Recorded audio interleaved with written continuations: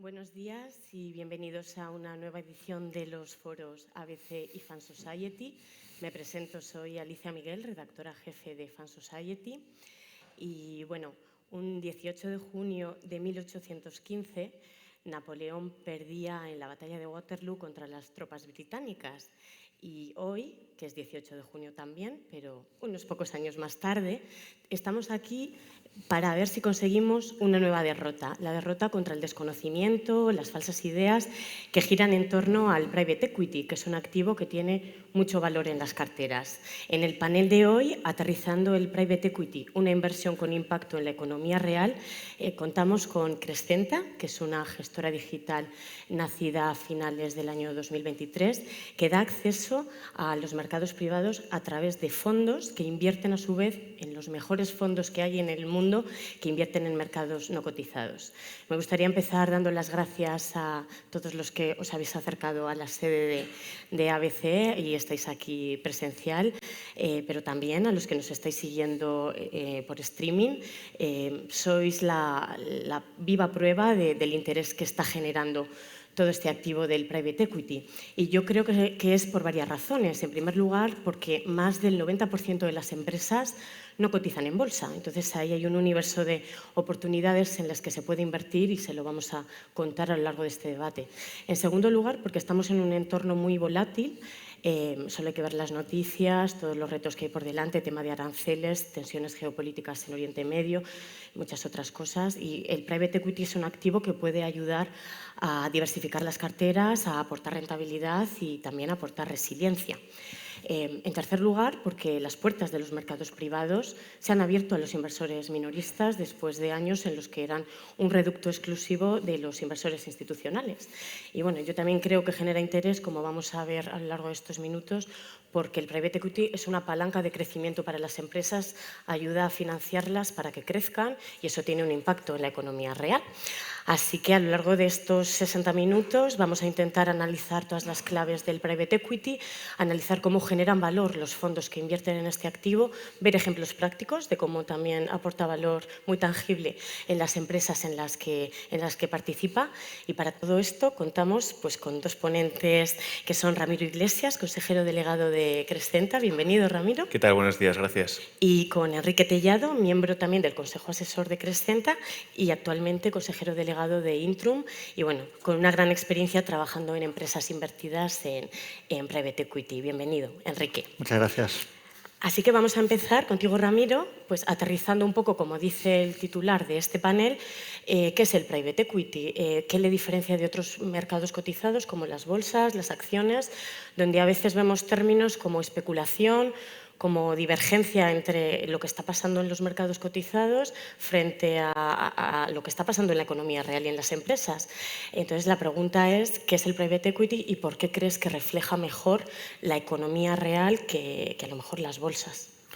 Vale, bueno, como bien has dicho, más del 90% de las empresas que existen son privadas y el private equity invierte en estas compañías, ¿no? Identifica compañías que tienen mucho potencial de revalorización y las adquieren o las financian con el objetivo de obtener una gran rentabilidad que dará a sus inversores. Una compañía privada, bueno, una compañía que cotiza en bolsa se conoce como una compañía pública. Público no significa que esté controlada por el gobierno, sino que el público en general puede acceder a comprar y vender participaciones de estas compañías en cualquier momento. El porcentaje de compañías que cotizan en bolsa son menos del 5% de las que existen y pues representan una muestra insignificativa del universo de oportunidades que hay. El mercado privado lo que hace es financiar compañías en diferentes fases. Pueden ser compañías de nueva creación, como puede ser dentro del mercado privado es el Venture Capital. Puede ser compañías que se crearon hace no mucho y que están en una fase de crecimiento muy acelerado, y ahí el Private Equity Growth es donde juega un papel importante. Y luego hay compañías muy maduras que son líderes muchas veces de sus sectores, son compañías que pues tienen mucho éxito en su mercado local, y el private equity lo que identifica es valor para, inyectando capital y estableciendo un plan de crecimiento de negocio, poder convertir a esa compañía en un bicho mucho más eficiente y mucho más grande. Puede ser, por ejemplo, una compañía como El Idealista, que es una compañía que en España ha tenido mucho éxito como portal de compra-venta de vivienda y que un fondo de private equity como Stinven la adquiere para coger ese modelo de negocio e internacionalizarlo. Entonces, el private equity pues lo que te permite es acceder a través de gestores con mucha experiencia a un universo de oportunidades muy grande, donde normalmente pues la rentabilidad que puedas obtener es mucho más alta que la que puedas obtener en el mercado cotizado.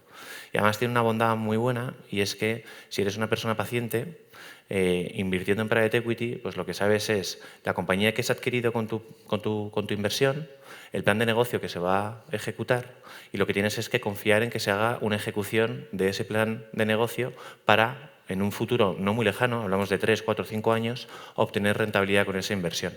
Y lo que mitigas es toda la incertidumbre, toda la volatilidad, etcétera, tal, que tienes cuando inviertes en bolsa, en el que agentes externos impactan las posiciones que tienes y que no entiendes muy bien qué es lo que está pasando, ¿no?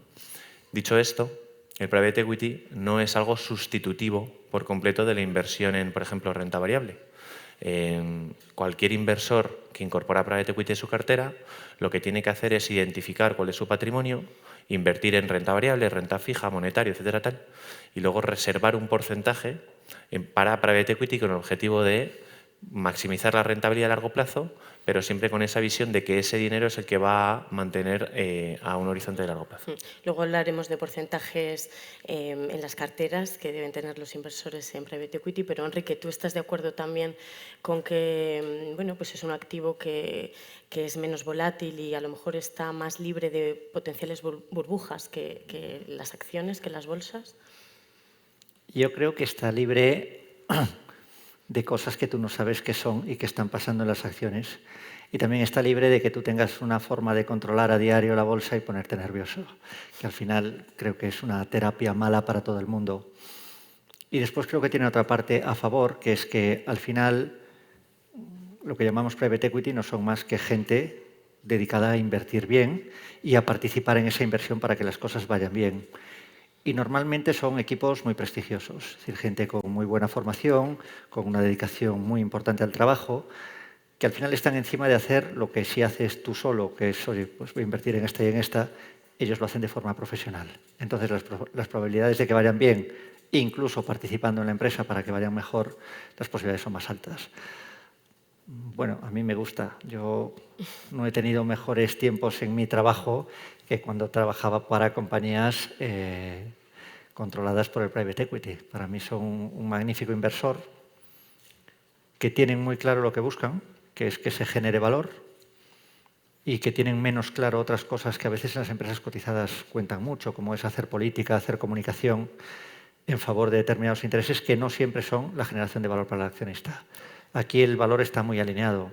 Si se genera valor para el private equity, se genera valor para los accionistas. Luego nos vas a dar algunos ejemplos de toda esa experiencia que atesoras, pero vamos a poner sobre la mesa algunas cifras también. ¿Qué rentabilidades podemos obtener del activo? ¿Qué horizontes de inversión? Que esto creo que es muy importante para el inversor. Y tema de riesgos, Ramiro. O sea, hay una, por matizar un poco y relacionado con la pregunta anterior, todas las compañías o la mayoría de las compañías que cotizan en bolsa, yo hablo mucho del caso de Spotify porque es una cosa que todo el mundo conoce y que es bastante fácil de entender, ¿no? Y lo quiero contar brevemente porque creo que es importante, pero cualquier compañía que cotiza en bolsa normalmente antes ha sido financiada por gestores de private equity o gestores especializados en la inversión en los mercados privados. Por ejemplo, Spotify. Spotify es una compañía que Daniel Ek, el fundador, la crea en 2008. En 2008 tiene una idea fantástica que es, oye, debería haber una plataforma de streaming para que todo el mundo pueda consumir el contenido de música que quiera en cualquier lugar, etcétera, tal cual. Esa idea la plasma en un PowerPoint y se va a la calle a buscar financiación.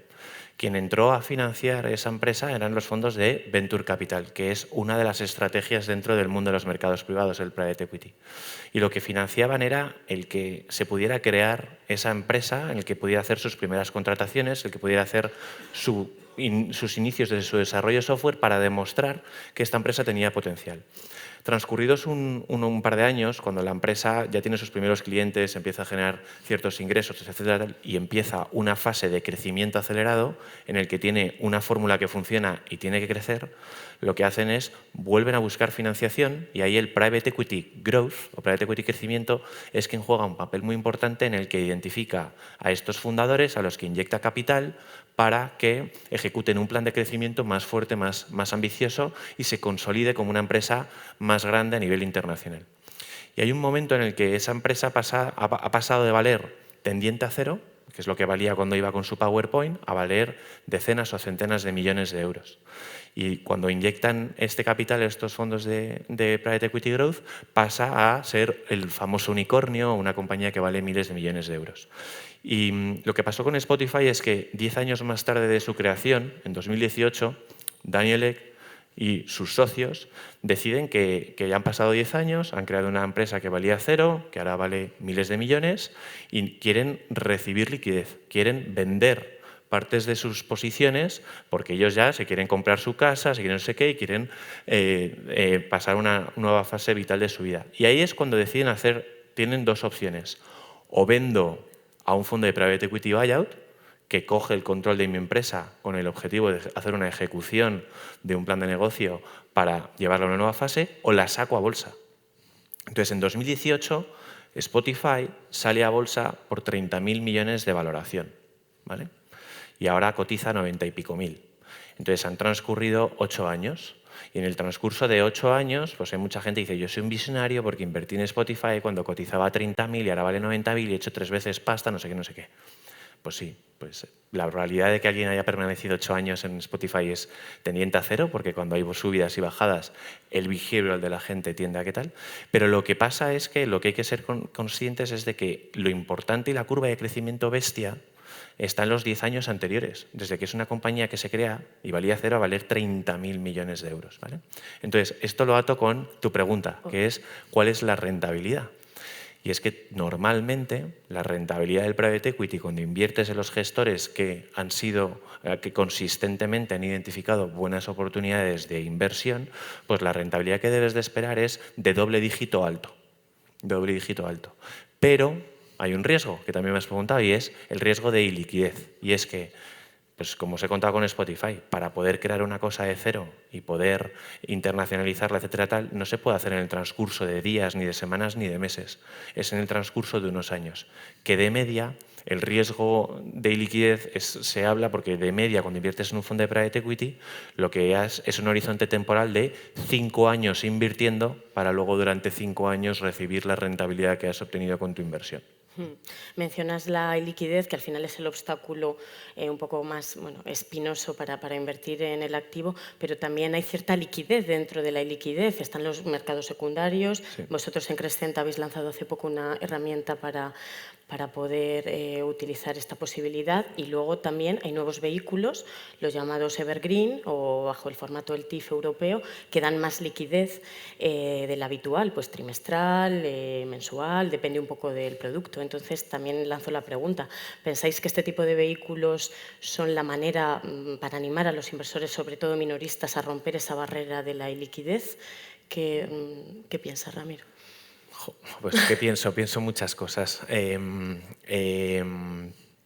Lo que pienso es que la oportunidad minorista es una oportunidad fantástica para las dos partes, tanto para el que ofrece el producto como el minorista, que es el que lo incorpora a su cartera y debe de incorporarlo porque es un producto de inversión súper atractivo.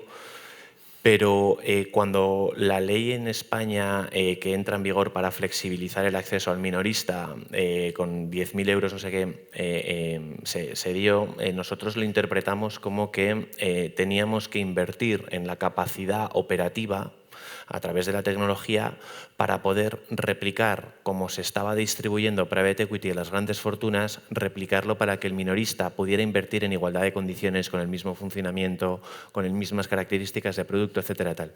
Porque es la única forma de poder hablar de track record, de rentabilidades muy altas, de hablar de una historia, etcétera, tal. Bajo nuestro punto de vista, lo que ha pasado durante los últimos 2-3 años es que mucha gente que ofrecía producto de private equity para altas fortunas, inversión institucional, ha visto esta gran oportunidad de distribuir a nuevos segmentos, pero como no tiene esa capacidad operativa para abastecerle con el producto que tenían, están haciendo fórmulas creativas, como es el Evergreen, en el que, bueno, oye, pues voy a crear un producto con una llamada de capital, porque así no tengo que estar haciendo llamadas de capital de distribución, voy a decir que es líquido y así, de algún modo, reduzco el riesgo que genera la gente, tal, no sé qué. La realidad es que el Evergreen no tiene historia, todavía no se puede hablar de track records. La liquidez es un poco utópica si te lees la letra pequeña, porque tiene ventanas de liquidez de 5% trimestral, que si se dan vienen mal dadas, pues nadie va a poder salir. Y las estructuras que se están utilizando tampoco son fiscalmente muy eficientes. Dicho esto, a nosotros nos suena, como especialistas en esto, nos parece que cuando exista la oportunidad de montar Evergreen bien hecho, lo ofreceremos, pero a día de hoy creemos que no es el producto más atractivo ni que sea un producto que sea distribuible porque es nuevo. Y lo que es nuevo no debería de ofrecerse al minorista, debería antes testearse en el institucional. Y hay pocos institucionales entrando en este activo. Perfecto, no sé si Enrique eres tan crítico como Ramiro en este punto. Yo lo veo de otra manera, Perfecto. complementaria. Yo pienso que, hablo desde la perspectiva del inversor minorista, que si tienes un problema de iliquidez, es decir, si tienes pánico a la iliquidez, este producto no es para ti. ¿Vale? Es decir, yo creo que al final, y creo que vamos a hablar de esto, tienes que diversificar y pensar qué porcentaje de tu patrimonio puedes dedicar a este tipo de productos, asumiendo que son ilíquidos.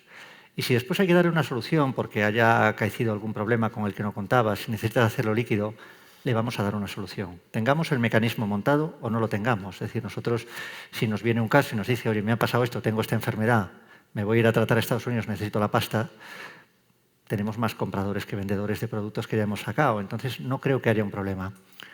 El problema se plantea si no has diversificado y no eres consciente del riesgo que hay en este producto, ahí sí tienes un lío.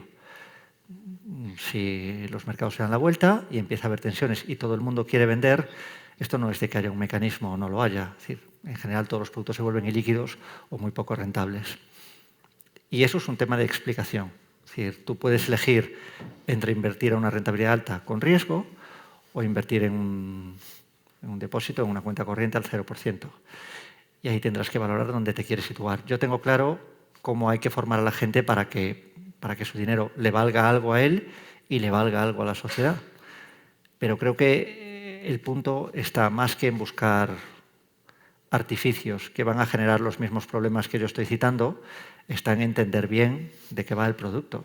Está claro. Y no nos vamos a quedar solo en los riesgos, también tenemos que hablar de las ventajas y las oportunidades que nos da. ¿Cuáles pensáis que son las principales ventajas de invertir en private equity? Porque al final es lo que mencionábamos, más del 90% de las empresas no cotizan en bolsa, es decir, un universo más amplio de inversión. También decías que en las fases más tempranas de creación de una empresa a veces es donde se crea valor.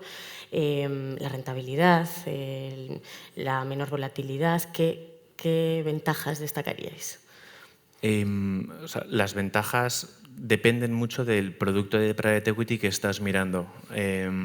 La dispersión en las oportunidades de private equity que hay es bastante grande como en cualquier activo. Hay una grandísima diferencia entre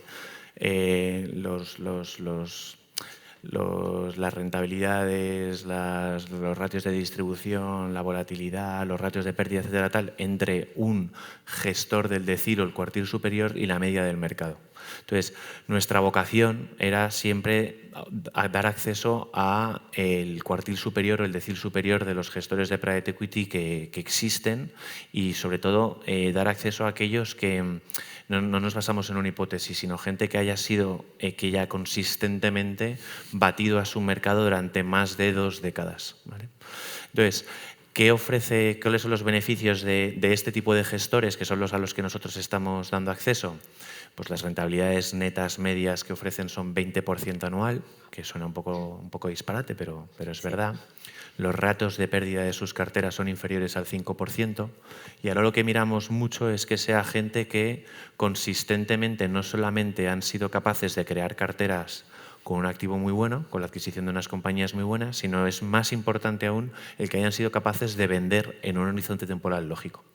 Porque no es lo mismo hacer 2 veces pasta en un horizonte de 5 años que hacer 2 veces pasta en un horizonte temporal de 3 años. Ahí es donde la rentabilidad neta anual fluctúa.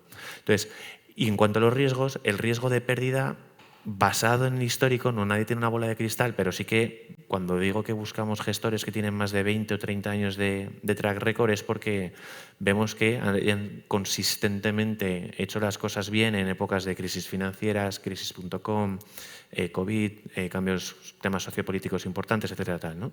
Entonces, el riesgo de pérdida de esta gente es que normalmente, pues eso, en menos del 5% de todas sus inversiones han perdido algo de dinero. Y todos estos gestores a los que damos acceso nunca han dado rentabilidades de un dígito.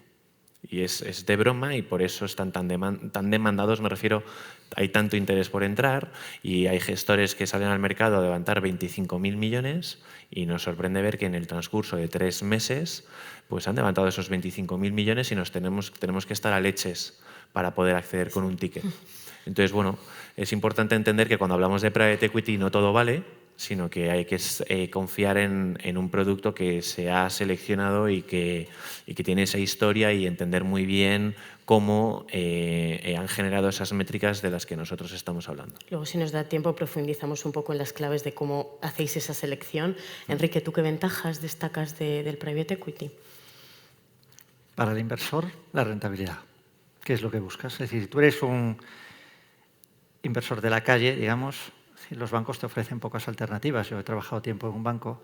Los bancos te ofrecen los IPFs, los depósitos y algunas alternativas con mayor rentabilidad, sobre todo si eres banca privada o incluso banca personal, pero nunca de forma tan específica como lo estamos haciendo nosotros en Crescenta. Es decir, al final, si tú le dejas al banco que ubique tu patrimonio, a lo mejor el 40% está en tu cuenta corriente, un rato en IPFs al 2% y el resto te lo colocan por fuera, pero no hay mucho más. Entonces, para mí el valor más claro está, oye, si quieres tener un patrimonio que te genere un valor, este es uno de los activos en los que tienes que estar invertido.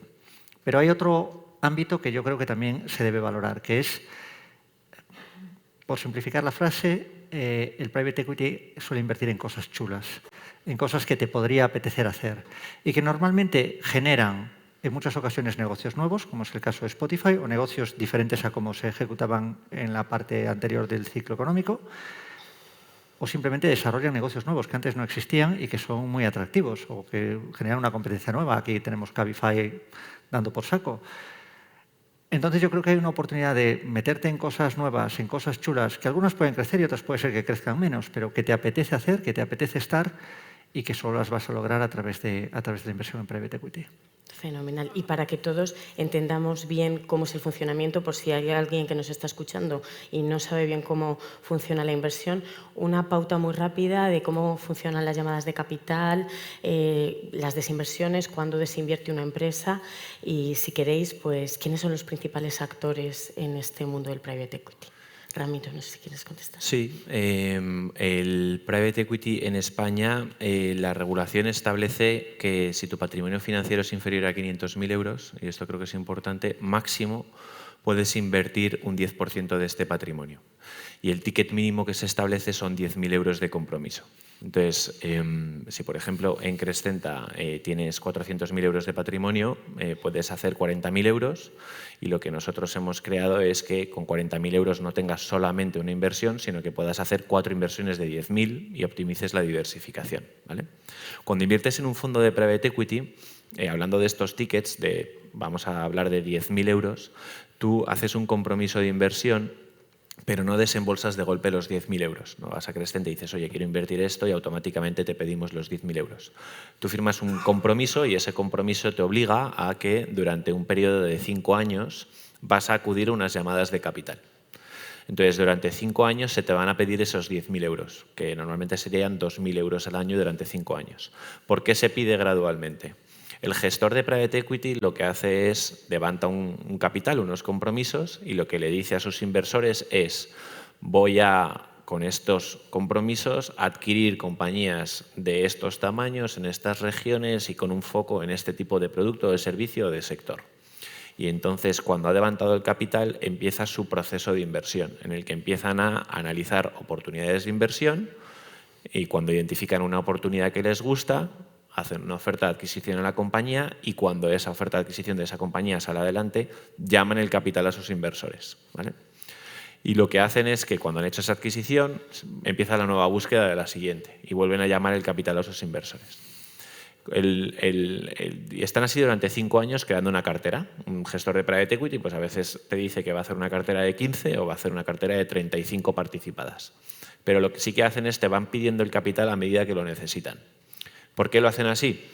Porque lo que ellos es quieren pedir el dinero en el último minuto en el que necesitan y tan pronto vendan esa posición te van a devolver el principal que aportaste y toda la rentabilidad generada. Porque el objetivo es acortar los plazos en los que tiene el dinero del inversor en sus manos para maximizar la rentabilidad, ¿vale? El múltiplo que hacen sobre el dinero puede ser el mismo, pero cuanto más corto sea el plazo en el que tienen ese dinero en sus manos, más alta será la rentabilidad que generan sus inversores. Entonces, durante 5 años van pidiendo la pasta y durante los siguientes 5 años se comprometen a devolverte el principal que aportaste con la rentabilidad que han ido generando. En Crescenta, normalmente cuando inviertes en un fondo te piden un 5%, un 7%, un 10%, no sé qué, y te puedes volver un poco loco porque te puede pillar un poco de imprevisto y que te pidan pasta de repente o lo que sea. En Crescenta lo que hemos hecho es los mecanismos adecuados a través de financiación, etcétera, tal, para solo hacer una llamada de capital al año a nuestros inversores. Entonces, todos los junios, julios de cada año se pide un 20% de tu capital y nosotros dentro gestionamos los flujos de caja para que mandar a unos otros gestores para que hagan sus adquisiciones. Entonces son 10 años, por eso es ilíquido, 5 años de llamadas de capital, 5 años de distribuciones. Ahora estamos en el periodo de llamadas de capital, dentro de 5 años esto va a ser una fiesta, espero, porque la gente empezará a recibir sus distribuciones y Crescenta se hablará en todos lados. Pero otra cosa muy positiva es que cuando eso pase, la gente podrá continuar con un programa de private equity y podrá seguir invirtiendo, pero ya a 2 veces la cantidad que habían invertido originalmente. Entonces es muy interesante entrar en esa rueda o ese snowball effect, como dicen los yankees, de crear tu programa de private equity para a largo plazo obtener una rentabilidad. Sí, ya nos lo estás adelantando, pero al final para invertir en private equity, si alguien no sabe cómo se invierte, a través de fondos de fondos, ¿cuál es la mejor manera? Private equity es invertir en compañías privadas y puedes invertir en la SL de tu colega y eso técnicamente sería private equity, pero bajo nuestro punto de vista, la mejor forma de invertir en private equity es invirtiendo en los mejores gestores del mundo y demás. Sobre todo si eres un minorista que estás incorporando esto a tu cartera y no quieres grandes problemas. O aunque lo lleves invirtiendo mucho tiempo, lo que buscas es una rentabilidad de una forma fácil, ¿no? En Crescenta lo que somos especialistas es en que la gente pueda crear un programa de private equity como hacía yo para grandes familias. Yo he participado en el comité de inversiones de un par de familias de miles de millones de activos bajo gestión y normalmente lo que hacían era reservar un porcentaje de su patrimonio para invertir en diferentes fondos y cada año se hacía ese programa. 50 millones al año, 100 millones al año, lo que fuera. Invertían debajo en 10 fondos más o menos, porque los tickets mínimos que te piden estos fondos son de decenas de millones de euros. Entonces, lo que nosotros creamos era una estructura en la que cada trimestre salimos al mercado con una estrategia diferente dentro del private equity. Private equity growth, private equity buyout, que es de adquisiciones, private equity activos reales y private equity otro que sale ahora. Y entonces, lo que puedes hacer es, desde 10.000 euros, incorporar una cartera que tiene debajo 5 o 6 gestores que hemos seleccionado nosotros, que son los mejores en ese momento de esa estrategia concretamente, ¿vale? Y entonces, bueno, puedes desde miles de euros crear una cartera que antes necesitabas decenas de millones de euros. Perfecto. Y aquí Enrique nos puede contar mucho, que ha trabajado para fondos de private equity dentro de las participadas de esos fondos. Bueno, ahora eres CEO de Intrum con Nordic Capital, también estuviste en Evo Banco con el fondo Apollo, si tengo bien mis datos. Y bueno, estamos hablando de eso, de que el private equity consiste en invertir en empresas. Entonces, bueno, para financiar sus planes de expansión, cambios estratégicos, internacionalización, por ejemplo. Entonces, aquí, Enrique, creo que sería buenísimo si nos das algunos ejemplos de cómo los fondos de private equity y contigo al frente, cómo habéis creado valor en las empresas en las que estaban invertidos. Así que, bueno, aquí lo que nos quieres contar. Muy bien. Ahora vuelvo, pero voy un momento a la pregunta Perfecto. anterior del tema de la inversión. El ejemplo que decía Ramiro de si vas a invertir 10.000, lo que tienes es que tener 2.000, no tener 10.000, y saber que cada año vas a tener otros 2.000. Es decir, yo le ponía antes el ejemplo, está mi hija aquí viendo el evento, y va a hacer prácticas este verano. Digo, con la pasta que saques puedes hacer una inversión de 10.000. No porque le vayan a pagar ese dinero, sino porque espero que le den 2.000 con los que pueda hacer el primer ticket. Y a una persona joven que no tiene todavía muy claro hacia dónde va a ir y en qué quiere invertir, esto puede ser una inversión muy atractiva, porque probablemente en 10 años, que ya tendrá la pasta recuperada, el doble de lo que era invertido, o 2 veces y media, sea el momento de poner esa pasta para pagarse un piso o para lo que le toque. Tiene un matiz, que tienes que tener un patrimonio financiero de 100.000 euros. Pero siempre el padre le puede ayudar. Pero te pueden ayudar. Pero bueno, te pueden ayudar. hay avales por De ahí. hecho, y vuelvo a lo del 10% y ya saltamos a lo de Enrique, y creo que es importante, ¿no? Y es, la ley dice, oye, solo puedes invertir el 10% de tu patrimonio. Entonces, la probabilidad de que en una situación de estrés, habiendo metido solo el 10% de tu patrimonio, vayas a necesitar vender esa posición es infinitamente más baja. Porque, bueno, pues tienes el otro 90% con el que deberías poder cubrir tus necesidades financieras a corto o a medio plazo ante una eventualidad. Iba a hacer un comentario sobre la ley y la chorrada de la ley, pero... No, mejor no.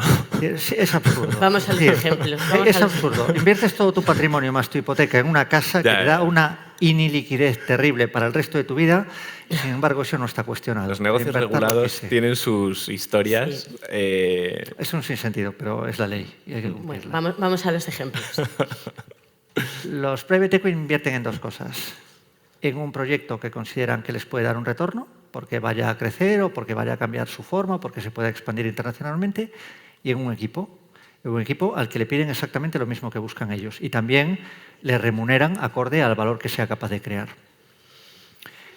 Entonces, cuando a ti te llama un private equity para decirte, oye, vamos a comprar esto, te unes, tú decides si estás dispuesto a coger el plan o redefinir el plan, darlo todo por ese plan, y si ellos ganan, tú ganas. No hay nada más. Es así de sencillo. Si a mí me contratan para gestionar un banco de un private equity, voy e intento hacer que el banco valga más dinero. Es relativamente sencillo. Si me contratan para trabajar en un banco de los grandes que hay por aquí, no. Puedes hacer eso, pero tienes que atender todos los colaterales que van. Esto me lleva a pensar, al menos bajo mi forma más liberal de pensar, que hay más posibilidades de crear valor en un fondo de private equity y en una inversión de un private equity que en la otra, porque todos los colaterales desaparecen y no tienes que estar atendiendo a unos y a otros. Eso desde el punto de vista de valor. Después está desde el punto de vista de la satisfacción. Normalmente, como funciona un private equity es, ellos pertenecen al consejo, se involucran en controlar la actividad, en ver lo que se está haciendo, en controlar la estrategia, pero admiten que el que sabes eres tú. Entonces, hay mucha negociación, hay mucha discusión con gente normalmente muy valiosa. En el caso de Apolo, cuando Apolo compra Evo, Apolo estaba formado por 3 socios fundadores y por otros socios. A mí de esos 3 socios me correspondía uno, y este estaba a golpe de teléfono. Es decir, cuando yo tenía problemas con los socios que se ocupaban más de mi inversión, yo le llamaba a él y le decía, oye, tenemos que vernos, o en Nueva York o aquí, nos veíamos en la semana siguiente. Y este es el CEO actual de Apolo. Es decir, te involucras con gente muy importante y normalmente con mucho conocimiento que se va a volcar para que las cosas vayan bien. Yo solo le llamé 2 o 3 veces cuando había problemas, además de las discusiones que teníamos al principio muy frecuentemente hasta que se fiaron de mí, y después cuando ya se fiaban, pues con menos frecuencia. Hubo 2 o 3 momentos donde tuvimos problemas, le tuve que llamar y se resolvieron los problemas en una reunión.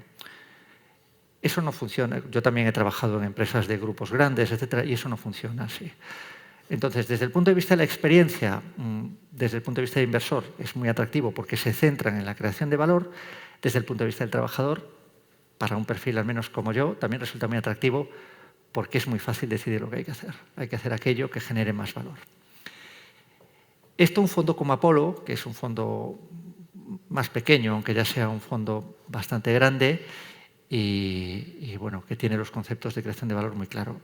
Nordic y los fondos, el caso de la zona nórdica europea es muy interesante. Es muy interesante el caso de Suecia, donde está EQT, donde está Spotify, donde está IKEA, donde es un país muy pequeño, con pocos habitantes, y sin embargo con un desarrollo económico fuera de lo normal. Y aunque sé que no nos toca, en mi opinión eso se debe al esfuerzo que hacen en educación. Y el esfuerzo que hacen en educación significa que ellos, este tipo de conferencias y este tipo de mensajes de rentabilidad-riesgo, lo entienden desde que son muy jóvenes y saben lo que significa, oye, pues vamos a asumir un riesgo, pero eso es para obtener mayor valor. Nordic es un fondo que tiene muchísimo dinero detrás, gestionan muchísimas compañías y son menos participativos. Es decir, están en el consejo, participan desde el consejo y buscan cómo crear valor. En el caso de Intrum llevan mucho tiempo en el accionariado, están, yo creo que ya planteándose una posición diferente, pero su actividad es menor. Es decir, aunque sean activos, mientras haya una línea por la que se pueda crear valor, se crea valor y son tan grandes, tan grandes que yo creo que es difícil encontrar una empresa en la que los tíos no tengan una participación incluso en cotizadas. Entonces el modelo es un poco diferente. A mí me gustan más los fondos un poco más pequeños y más activos. ¿Y los tiempos? Los tiempos son distintos. Es decir, los tiempos sí. O sea, es que a veces se habla, y porque lo hemos hablado, que dices, joder, es que 5 años es un horizonte temporal de mucho tiempo, o 4 años. No. Bueno, la realidad es que darle la vuelta a un banco en el transcurso de 3 años y pico... Los tiempos son muy rápidos. Es decir, los tiempos, en el caso de fondos, digamos Apollo, Cerberus, los americanos, los que casi todos tienen origen judío, estos van a 5 años, normalmente. Y 5 años es 5 años redondos. Desde que ellos invirtieron en Evo hasta que salieron de Evo, pasaron 5 años y un mes. Es decir, fue clavado. Y yo sabía que estaba contratado para 5 años. Bueno, después me tuve que quedar porque el comprador me obligó a quedarme un tiempo. Pero matemático. Y se crea el valor en ese tiempo y ese es el esfuerzo. Y desde los 2 o 3 primeros años estás reconvirtiendo todo y hay pasta para reconvertirlo todo y los últimos 2 años te estás preparando para salir. Claro que sí. Pero el modelo está muy claro y va por el valor. Es decir, y al final, si lo que aquí buscamos es creación de valor, sin duda aquí se refleja. Vamos a dar algunas cifras también. Voy a citar un informe de SpainCap, que es la Asociación Nacional de Capital Privado, que demuestra un poco cómo ayuda a las empresas a generar el valor, tal y como nos estás comentando. Pues dice que en 3 años la inyección de capital y el apoyo a la gestión que aportaron las gestoras de capital privado intensificaron las ventas, la facturación 8 veces más en las empresas participadas por capital privado que en las del grupo de control, que eso equivalía como unas ventas como de 20 millones de euros por encima. Bueno, son cifras a considerar, ¿no? No sé si queréis hacer algún comentario en este sentido. Yo creo que casa un poco lo que ha dicho, ¿no? Vamos a ver, te vuelcas. Es decir, tú estás ahí porque tus objetivos están muy alineados con los de ellos. Entonces hay que conseguirlos. Claro que sí. Y se consiguen. Y son ambiciosos. Es una forma de crear valor. Lo que tiene el gestor de private equity es que él vive de la rentabilidad que obtenga con la plusvalía por la compraventa de esa participación y eso genera una alineación total de intereses con el inversor final que somos nosotros, ¿no? Entonces, lo que tienen que hacer es, en cuanto adquieren esa compañía, ya la adquieren porque tienen un plan preestablecido y saben muy bien lo que tienen que hacer. En ese momento cogen la pasta y empiezan con toda su actividad y cuanto más rápido lo hagan, mejor para ellos, ¿no? Entonces, es una alineación total de intereses que es muy positiva. Pero ahí hay mucha proximidad. Es decir, digamos que de alguna manera, me centro en el caso de Evo, tú casi eres parte de Apollo y Apollo es parte de ti. Es decir, yo me iba a Londres a sus oficinas de Knightsbridge y era como si fuera uno más de ellos. O me iba a Nueva York y era como si fuera uno de ellos. Y ellos venían a la empresa como si fuera... Es decir, estábamos todos para lo mismo. Con el nivel de involucración que hiciera falta. Es decir, Mark Rowan es un tío muy, muy senior a nivel mundial. Y cuando yo le decía a Mark, necesito verte, decía, el lunes a las 8:30 estoy en tu oficina. Y el tío estaba clavado. Y luego otro dato que creo que es interesante, que quiero citar también, que también es de un informe de SpainCap, que habla de cómo el capital privado ayuda a que las empresas en las que invierte generen empleo. En concreto habla de una generación de empleo 16 veces superior en 3 años en empresas que estudiaron en el periodo 2013-2020 y que, bueno, hasta 2022 incluso aumentaron su plantilla en un 87%. Entonces, ya no solo es que crees valor para las empresas, es que creas un valor para la sociedad en forma de generación de empleo. No sé si en tu experiencia también has visto pues eso, que las plantillas crecían. Aquí soy más escéptico. Lo que hay que hacer es crear valor y con la tecnología que está viniendo, no siempre la creación de valor va a estar ligado a la creación de empleo. Entonces, oye, mientras se cree valor, si el PIB del mundial crece y el PIB per cápita crece, eso será bueno si se distribuye correctamente. Bueno, entonces somos un poco más cautos en este punto, pero bueno, creo que está claro que el private equity genera beneficios en la economía real, en las empresas, y veníamos hablando antes de las rentabilidades, o sea, también en las carteras de los inversores. Hablabas, Ramiro, antes de rentabilidades de doble dígito por lo alto.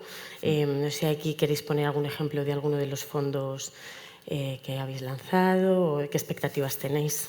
Sí, es que desafortunadamente cuando te lo digo suena un poco grandilocuente, pero podemos, o sea, en nuestra web podemos hacer full disclosure de las oportunidades que tenemos y llegamos a un nivel de profundidad para aquellos que nos lo piden que justifican las cifras que decimos. Ahora, por ejemplo, tenemos un fondo en comercialización que se llama Crescenta Private Equity Buyouts y es la segunda edición. O sea, el año pasado se lanzó una edición con mucho éxito y ahora tenemos otro, que es un fondo de 60-80 millones de euros, que es una cartera que se dedica a la selección de los mejores gestores de la adquisición, que se dedican al buyout, que es la adquisición con control de compañías privadas. El fondo salió a comercializarse hace un par de meses, o un mes y algo. Hemos hecho 2 inversiones y la primera inversión, por ejemplo, que el otro día celebramos un desayuno para inversores en la oficina con ellos, es una gestora que se llama Clearlake. Clearlake están en su 8ª edición de fondo. Son de San Francisco, gestionan 90 billion y vinieron 2 managing partners de la gestora. Uno pues ex superdirectivo de JP Morgan, Harvard MBA, no sé qué, y la otra Stanford tal, 2 super cracks. Y estos han trasladado a sus inversores una rentabilidad neta media del 30% durante 20 y algo años. Es una locura. Y son los dueños de cosas, de muchas cosas, pero entre ellas con la que más ruido han hecho pues es que son los dueños del club de fútbol Chelsea y eso hizo bastante ruido, pero también pues han tenido mucho éxito con una participación que se llama Arc'teryx, Hoonigan, varias compañías. Ratios de pérdida tendientes a 0 y bueno, pues el riesgo es el de liquidez y es, oye, estos tíos, comprometes el dinero a través de nuestra cartera en Private Equity Buyouts, tienes acceso a una cosa que su ticket mínimo es de 20 y pico millones de euros, o sea que no es accesible para casi nadie y puedes incorporar esa posición en tu cartera que es fantástica, ¿no? Y la siguiente, luego hemos hecho otra inversión. Esta inversión es en una gestora internacional de las más conocidas. Los que son inversores de Crescenta pueden verlo. No me dejan decirlo porque van muy exclusivos, pero lo podéis ver en crescenta.com. Y bueno, lo que nosotros trasladamos a nuestro inversor, seleccionando fondos que dan 30-20% de rentabilidades netas, es que van a obtener un 15%. Y por ser un poco conservadores con el mensaje que lanzamos. Pues nada, las cifras lo dicen todo. Seguimos profundizando un poco en aspectos de la inversión porque es verdad que no estaríamos aquí posiblemente si las puertas de los mercados privados no se hubieran abierto al inversor minorista. Ahora las bancas privadas, el inversor de a pie están mostrando ese interés y también es una tendencia que no solo está ocurriendo en España. La democratización está llegando también en Estados Unidos y en toda Europa. Entonces aquí os quiero preguntar también si pensáis que esto es positivo, que al final todo el mundo puede invertir con ciertos requisitos en capital privado y bueno, si entraña algún tipo de riesgo. Enrique, ¿cómo lo ves? Para mí es muy positivo por 2 razones. Una para el propio inversor, que obtiene rentabilidad. Otra para la economía en general, porque dinero que está parado o que los bancos recolocan en el mercado en hipotecas y en otras actividades que probablemente sean menos productivas, se recolocan en actividades muy productivas que puedan crear empleo o que puedan crear valor. Es decir, que al final el dinero que está en una cuenta, en vez de estar en una cuenta, esté aquí invertido, lo que hace es vuelve a la sociedad en forma de dinero para crear más valor. Entonces, desde esos 2 puntos de vista, yo creo que es fundamental que esta vía de inversión se conozca porque activará más la economía. Es decir, hará que la economía sea más productiva. Y al final es lo que buscamos, es decir, si la sociedad es capaz de generar más valor y repartirlo, pues esto será bueno. Ramiro, tú también eres positivo, obviamente. Sí, sí, has empezado hablando de Napoleón y yo estudié una asignatura en mi MBA que se llama Napoleon's Glance, Sí. que básicamente hablaba de que si quieres emprender un negocio de éxito, no dediques todo tu tiempo a pensar en cómo crear algo que no existe, sino identifica algo que haya tenido mucho éxito en otro mercado y traerlo a tu mercado, donde serás un first mover y tendrás una ventaja competitiva porque conocerás cómo ejecutarlo bien. Y así fue Crescenta. Nosotros lo lanzamos cuando hubo este cambio regulatorio en España, que también lo ha habido en Portugal, Italia y muchos otros países europeos donde tenemos una gran oportunidad, pero era un modelo de negocio que había tenido muchísimo éxito en otros mercados. Por ejemplo, en Estados Unidos, el Crescenta de Estados Unidos gestiona 65.000 millones, el Crescenta de Singapur gestiona 10.000 millones y bueno, pues es una mega tendencia que tiene todo el sentido del mundo, que es la democratización del acceso para generar un entorno más dinámico en el que haya una interacción entre inversores, en el que se pueda crear un activo que potencialmente pues, sea más líquido, que las oportunidades sean más grandes, etcétera, tal. Y sobre todo que si la gente invierte mejor, pues lo que consigues es una economía en la que preocupan menos las pensiones, preocupan menos la incertidumbre política y la gente tiene mucha más seguridad a la hora de evolucionar y elevar su estilo de vida. Vamos. Y es un poco la pata también que faltaba en las carteras del inversor minorista, ¿no? Que hasta ahora podías invertir en todo tipo de mercados cotizados, vehículos como ETFs, pero el private equity en los mercados privados... en España la gente mira su cartera de inversión. ¿Cuánto dirías? Mira la gente su cartera de inversión de media a la semana.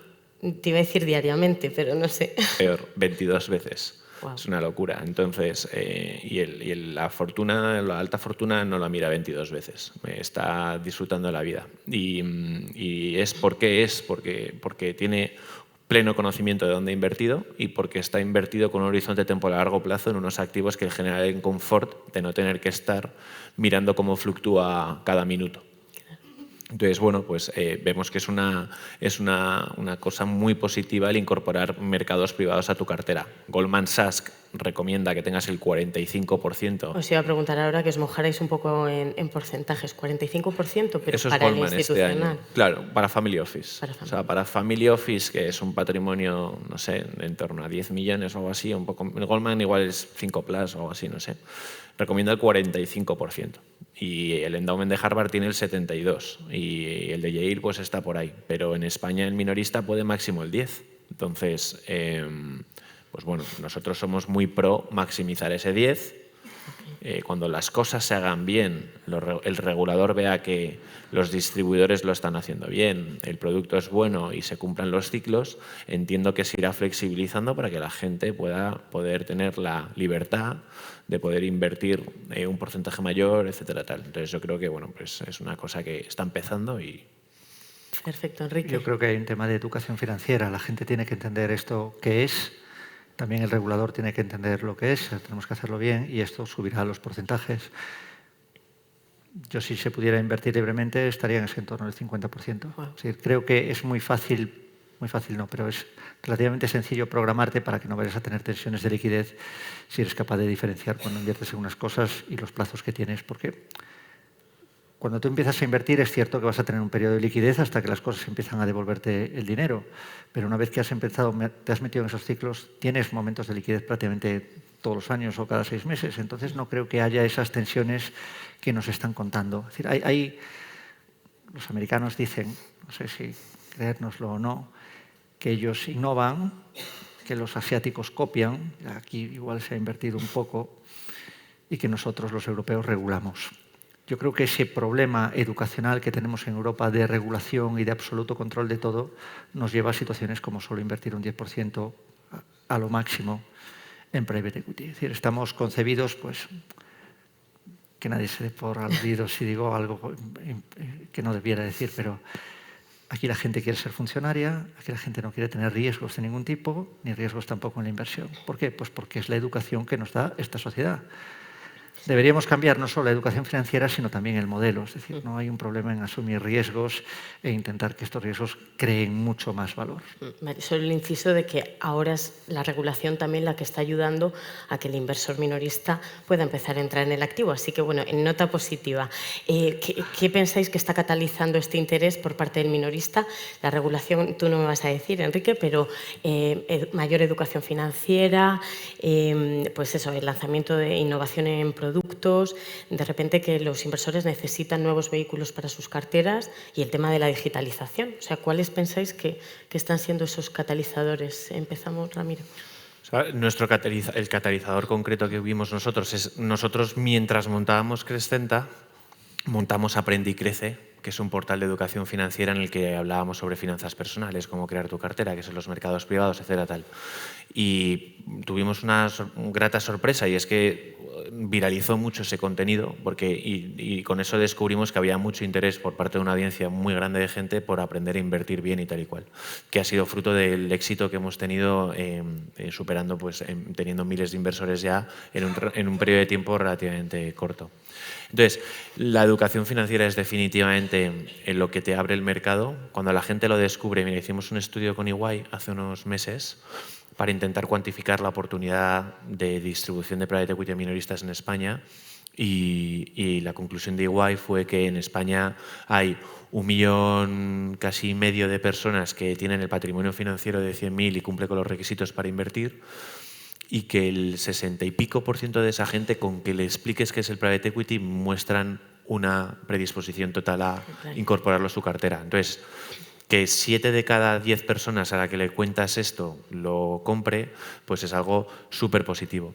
Y luego en Crescenta tuvimos la suerte de que cuando montamos esto y lanzamos al mercado, lanzábamos con un objetivo de captación de 30 millones de euros en un año, y lo hicimos en 6 semanas. Y eso fue porque los patrimonios altos, lo que se cualifica como high net worth individuals, tal, que ya invertían en private equity a través de sus bancas privadas, tipo JP Morgan, Goldman Sachs, empezaron a invertir con nosotros.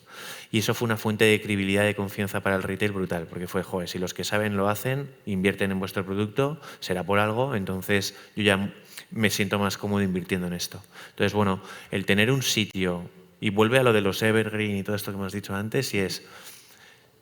Yo, como inversor particular, invertiría en aquello en lo que la gente muy entendida invierte. Y eso siempre ha sido una cosa que nosotros hemos querido crear.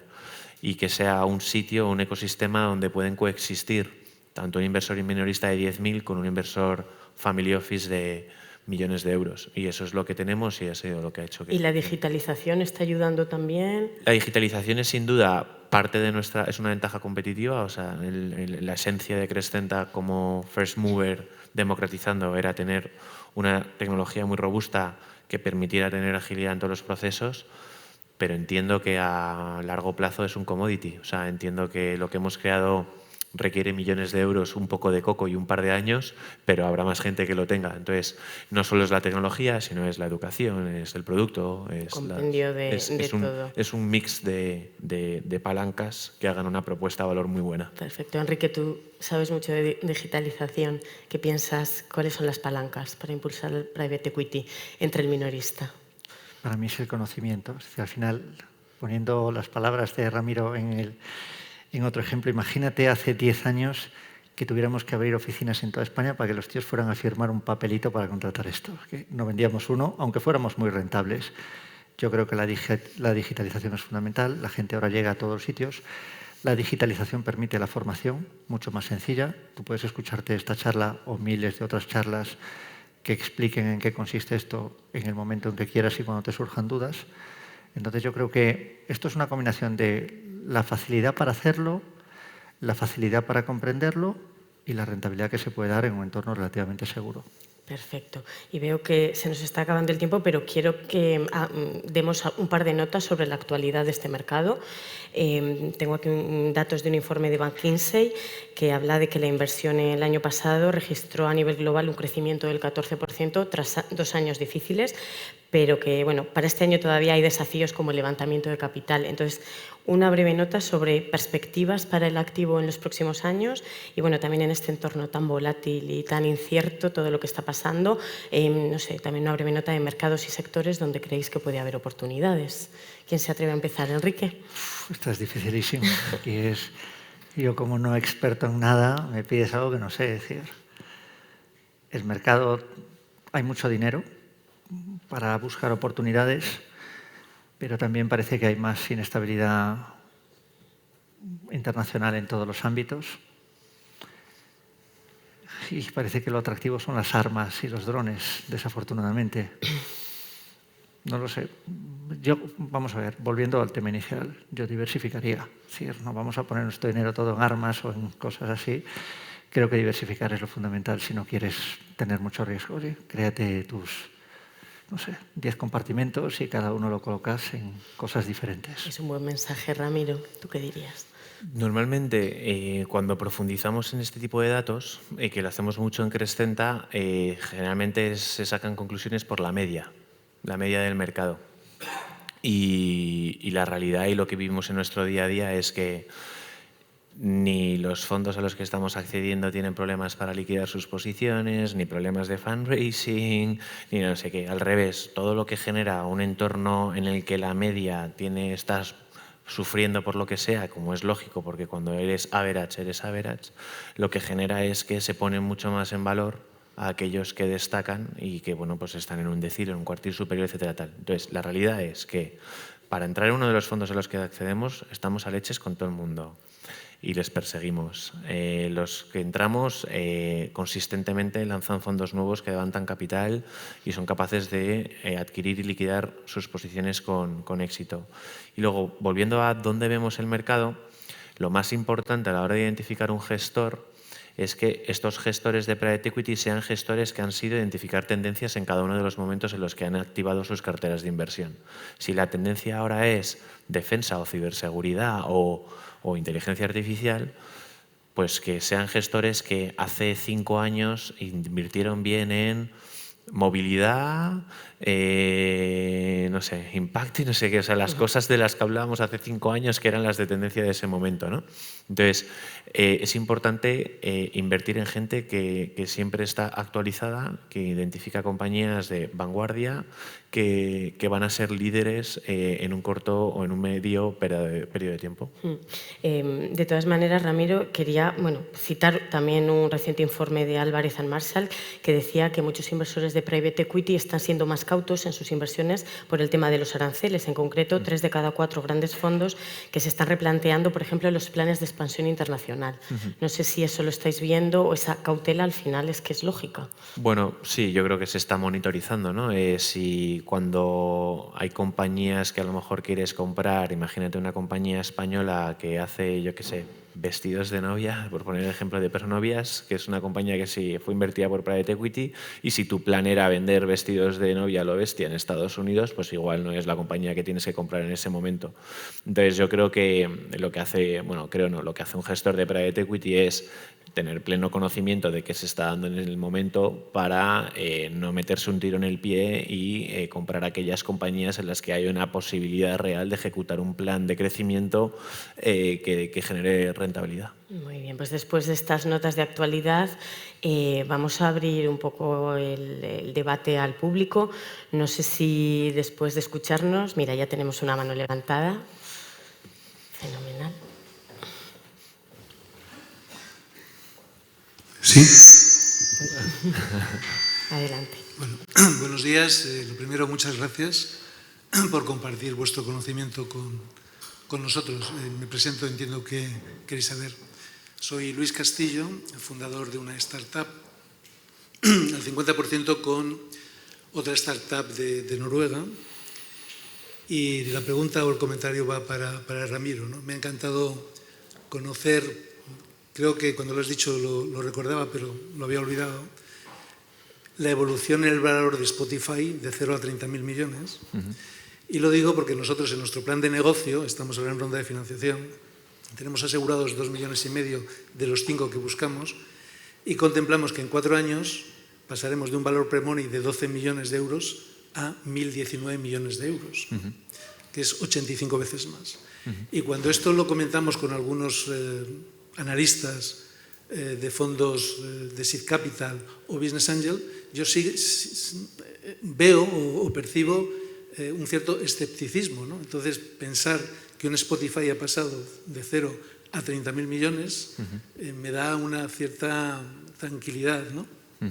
No sé si esto es algo que se puede percibir en España, este escepticismo en general, o es con quienes nosotros estamos hablando, ¿no? Porque a mí mismo también tengo que reconocer que y termino ya, estas cifras que han preparado el equipo financiero de nuestros partners nórdicos, que son los encargados de elaborarlo, pues yo cuando lo vi también me extrañó, ¿no? Pero claro, comparado con de 0 a 30.000, pasar de 12 a 1.019, que nos situaría siendo el primer unicornio en España del sector en el que estamos, ¿no? ¿Es algo razonable o no? Muchas gracias. Bueno, yo he sido gestor de Venture Capital y también hemos financiado Crescenta con fondos de Venture Capital. Y en total hemos levantado 10 millones de euros, que era lo que queríamos levantar para montar el equipo, el software y conseguir break-even y ser una compañía rentable. Mi experiencia levantando pasta es que cuando hay una compañía similar, con un modelo de negocio similar al tuyo, que en otro mercado ha tenido el éxito que tú dices que vas a tener, es más fácil generar credibilidad que cuando eres un first comer y estás innovando desde cero por completo. Y luego también, como en cualquier mundo, en el mundo de la inversión en general hay un componente de behavioral, FOMO y tal muy bestia. Si consigues liar a un gestor que tiene cierta reputación de tener la capacidad de identificar buenas oportunidades de inversión, normalmente eso genera una cascada de interés que automáticamente pasas de no tener a nadie a tener a todo el mundo interesado en invertir en tu empresa. Entonces, yo creo que lo que has descrito, o sea, no suena muy loco tener una empresa que ahora vale 12 y que pueda valer 1.000 millones en un horizonte temporal lógico si opera en un mercado lógico. Nosotros pensamos que nuestra empresa es una empresa que también va a dar un crecimiento y una rentabilidad muy alta a los inversores que apostaron por el proyecto al principio. Y bueno, el fundraising es que tiene cierta habilidad que hay que disfrutarlo, puede generar frustración, pero yo conozco a un inversor que siempre hablo con él y nos reímos porque dijo que no a Globo a 4 millones de valoración. Y bueno, pues hay gente que comete errores como cualquier otro y lo importante es persistir hasta que encuentres al socio adecuado. En eso estamos. Muchas gracias. ¿Hay alguna otra pregunta? Que estamos ya casi fuera de tiempo. ¿Alguna cuestión más? Bueno, parece que no se animan, pues lo dejamos aquí. Muchísimas gracias, Ramiro y Enrique, por toda la luz que habéis aportado a este mundo del private equity. Creo que ha quedado claro que es un activo muy útil para las carteras, pero que también ayuda a generar mucho valor en la economía real y en las empresas. Y muchísimas gracias también a todos los que nos habéis acompañado de forma física y vía streaming. Muchas gracias por estar ahí. Nos vemos en la próxima edición de los foros ABC y Fan Society. Muchísimas gracias y hasta pronto.